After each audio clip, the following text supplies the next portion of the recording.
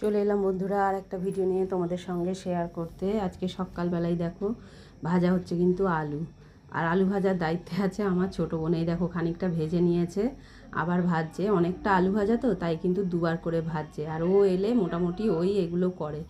আর তারপরে দেখো এই যে কচি কাঁচাগুলো সব এখানে ঘোরাফেরা করছে, ওদের পেছনে দৌড়োতে দৌড়োতেই তো সময় চলে যায়। তারপরে আমাদের বৌমাকে বললাম যে একটুখানি, বড় বৌমাকেই বললাম একটু আনাজপাতিগুলো একটু কেটে দাও, অল্প বিস্তর যা রান্না হবে সেটাই কেটে দাও বলতে ও কিন্তু কাটাকুটি রেডি করছে, আর বোন সবাইকে খেতে দিয়ে নিচ্ছে।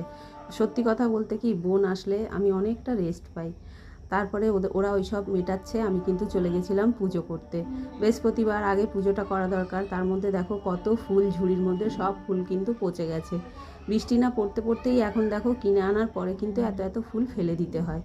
কি আর করা যাবে, কিছু করার নেই। তাই আমি কিন্তু বেছে নিচ্ছিলাম, বেছে পুজো করে এসেছি। তারপরে দুপুরবেলা দেখো খেতে দিয়ে দিয়েছি সবাইকে। মাসিমাও খাচ্ছে। মাসিমা দেখি হঠাৎ করে মাথায় কাপড় দিল। আমি বললাম কেন মাথায় কাপড় দিলে মাসিমা?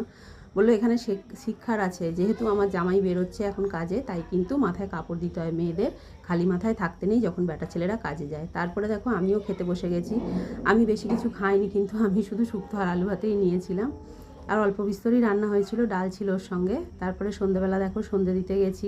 দুপুরটা তো ভালোভাবেই কেটেছিল, সন্ধেবেলা সন্ধে দিতে গেছি। এই যে আলপনা একটু দিয়ে নিয়েছি বৃহস্পতিবার। আর এই যে আমার গোপুসোনা আর মা কালী কিন্তু আজকে সন্ধেবেলা খেয়েছে সন্দেশ, সেটাই তোমাদের সঙ্গে শেয়ার করলাম। নারায়ণের প্রসাদ তোমাদেরকে দর্শন করালাম। আর আজকে দেখো সবাইকে তোমাদের সঙ্গে দেখাই ঠাকুরদের, যে সব ঠাকুর কিন্তু আজকে বেলের মালা পড়েছে। কালকে জবার মালা একটু শর্ট ছিল, মানে মার্কেটেই শর্ট ছিল, যেতে দেরি হয়েছে তাই পাইনি খুব একটা, তাই জন্য কিন্তু সব বেলের মালা পড়েছে।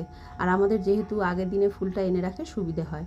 তারপরেই দেখো সন্ধেবেলা রান্নাবান্নার জোগাড়। এখনও কিন্তু বৌমাদেরকেই বলেছি যে তোমরা একটু আনাজপাতি কাটো, তাহলে একটু তাড়াতাড়ি হয়। আর এই পুটকিটা সব পেঁয়াজ ছাড়িয়ে পরিষ্কার করছিল। তারপরে দেখো একটু ছোটো বোনের হাতে হাতে করে দিলাম। ছোটো বোন আর আমি দুজনে মিলেই রান্নাটা সেরে নিলাম মোটামুটি, যে যেমনভাবে পারলাম। এখানে মশলা কষাচ্ছে, আর এই যে আলু ভেজে রেখেছে, দেখেই হয়তো তোমরা বুঝতে পারছো যে কি রান্না হচ্ছে, না মানে হবে না হবে।